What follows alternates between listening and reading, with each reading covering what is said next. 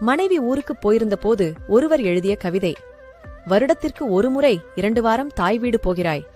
நீயும் பிள்ளைகளும் இல்லாமல் பொலிவிழந்து களையிழந்து காணப்படுகிறது வீடு. காப்பி போட அடுப்பில் பால் வைத்தால் பாதி பொங்கி வழிந்து விடுகிறது. வீட்டை பெருக்கிய 2 நாட்களில் இடுப்பும் முட்டியும் வலிக்கிறது. செலவிற்கு பயந்து சமைக்க ஆரம்பித்தால் உப்பு போட மறந்து விடுகிறது. 2 மடங்கு விலை வைத்தும் சொத்தை காய்கறிகளை பழங்களை தலையில் கட்டிவிடுகிறார் வண்டிக்காரர். முரட்டுத்தனமாய் அடித்து கசக்கி பிழிந்து துவைத்தால் கிழிந்து விடுகிறது துணி. தண்ணீர் மோட்டார் டிவி போட்டால் அணைக்காமல் தூங்கி விடுகிறேன். கதவை பூட்டாமலேயே சமையலறை எரிவாயுவை அணைக்காமலேயே வெளியில் கிளம்பி விடுகிறேன்.